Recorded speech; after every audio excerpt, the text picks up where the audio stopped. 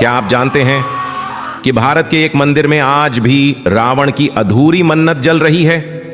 हां, वही रावण जो शिव भक्तों में सबसे बड़ा था। और उस मंदिर का नाम है बाबा बैद्यनाथ धाम, जिसे आज हम देवघर के नाम से जानते हैं। यह सिर्फ मंदिर नहीं है, यह वो जगह है जहां खुद भगवान शिव ने रावण को परीक्षा में डाला। और कहानी यहीं से शुरू होती है। हजारों साल पहले रावण ने कठोर तप किया था शिव को प्रसन्न करने के लिए। वो चाहता था महादेव को अपने राज्य लंका ले जाए, और शिव ने उसे वरदान भी दे दिया, लेकिन एक शर्त के साथ। शिव ने कहा, मैं तेरे साथ चलूंगा, लेकिन रास्ते में अगर तूने मुझे कहीं रख दिया तो वहीं मैं हमेशा के लिए रह जाऊंगा। रावण तैयार था, शिवलिंग को उठाया और चल पड़ा लंका की ओर। लेकिन तभी एक चमत्कार घटा जो आज तक देवघर को रहस्य का मंदिर बनाता है। तो रावण शिवलिंग को लेकर लंका की ओर चल पड़ा।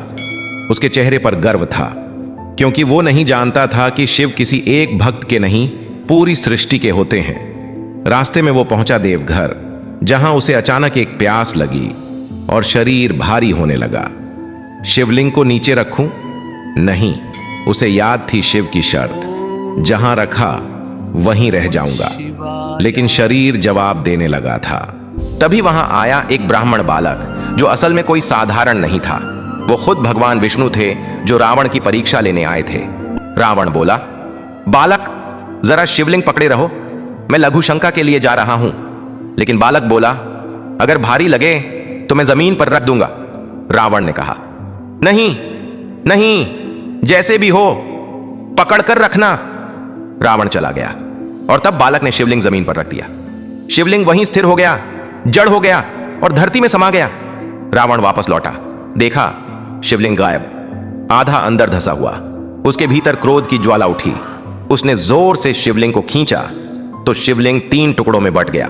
और कहते हैं आज भी वो तीनों भाग देवघर, बसुकीनाथ और हजारीबाग में स्थापित हैं।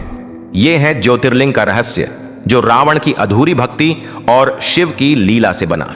आज भी उस जगह को रावणेश्वर स्थान कहा जाता है, और वहां जाने वाले भक्तों से शिव आज भी कहते हैं, मैं तुम्हारे साथ तब तक चलूंगा जब तक तुम श्रद्धा में अडिग हो। शिव अब देवघर में स्थिर हो गए थे, लेकिन उनकी मौजूदगी सिर्फ पत्थर की तरह शांत नहीं थी, बल्कि वो आज भी जीवित हैं, ऊर्जा के रूप में। आप जानते हैं, देवघर का शिवलिंग बाकी सभी ज्योतिर्लिंगों से अलग है, क्योंकि यह शिवलिंग ठंडा नहीं बल्कि गर्म रहता है। हां, उसमें ताप है, जैसे अग्नि जली हो भीतर। वैज्ञानिक भी मानते हैं कि शिवलिंग में ऊर्जा का स्तर सामान्य से कहीं अधिक होता है।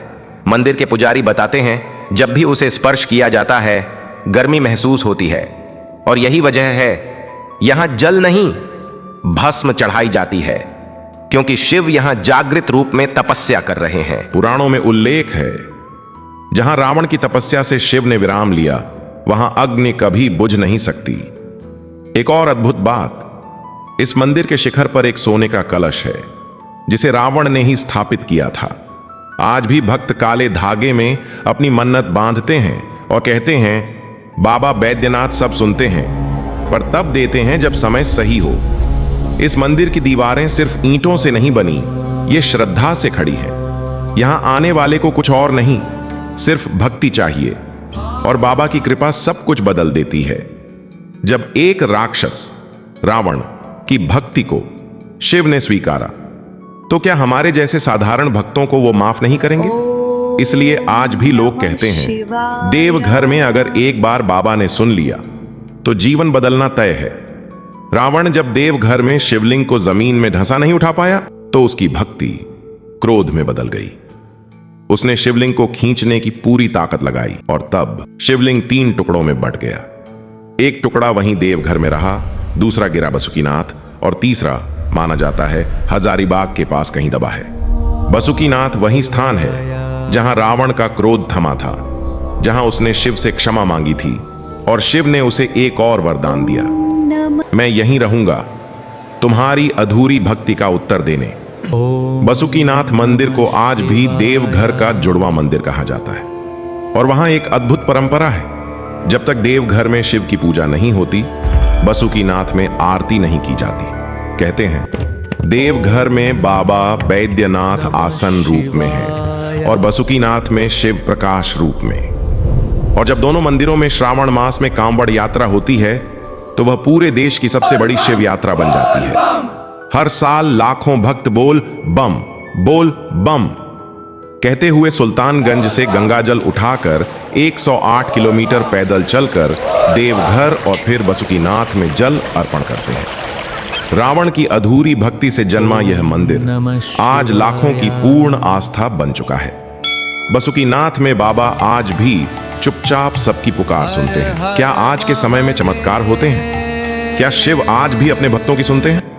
अगर आपके मन में यह सवाल है तो सुनिए, देवघर से जुड़ी एक सच्ची घटना जिसने सैकड़ों लोगों की आस्था को और गहरा कर दिया। कहानी एक साधारण लड़के की है। नाम था आशुतोष। बचपन से ही शिव का भक्त, हर सोमवार उपवास और हर साल श्रावण में देवघर। साल 2016 आशुतोष के शरीर में अचानक अजीब सी कमजोरी शुरू हुई। जांच हुई, रिपोर्ट आई ब्लड कैंसर। डॉक्टर ने साफ कहा ज्यादा समय नहीं बचा। आशुतोष ने कहा अगर मेरी मृत्यु तय है तो मैं अंतिम बार बाबा बैद्यनाथ के दर्शन करूंगा। परिजनों ने मना किया, तुम चल नहीं सकते, इतनी दूर कैसे जाओगे? लेकिन उसकी जिद थी, मेरी मौत अगर तय है तो बाबा के सामने होनी चाहिए। वो व्हील चेयर पर बैठकर गया, सुल्तानगंज से जल भरा और 108 किलोमीटर की यात्रा धीरे धीरे दर्द में पर भक्ति में डूबा। देवघर पहुंचा। शिवलिंग को छूते ही उसके शरीर में कंपन होने लगा। उसने कहा बाबा अगर मेरा वक्त आ गया है तो अपने पास बुला लो। लेकिन उस रात अभी नहीं, वो सपना देखता है। शिव कहते हैं तेरा कर्म अभी नहीं, अधूरा है। तेरा कर्म अधूरा है। 6 महीने बाद जब फिर से टेस्ट हुआ, डॉक्टर ने कहा यह चमत्कार है, कोई कैंसर नहीं बचा। आशुतोष आज भी जिंदा है और हर साल देवघर जाता है। उसे लोग कहते हैं यह शिव का बेटा है जो मरकर फिर से जी उठा। बाबा बैद्यनाथ कोई कल्पना नहीं, वो जीवित शिव है और जो सच्चे मन से जाता है उसे शिव कभी खाली नहीं लौटाते। अगर आपको यह कथा प्रेरणादायक लगी तो सनातन दरबार को अभी सब्सक्राइब करें। बोलिए भक्त जी, जय बाबा बैद्यनाथ, जय सनातन धर्म। ओम ओम।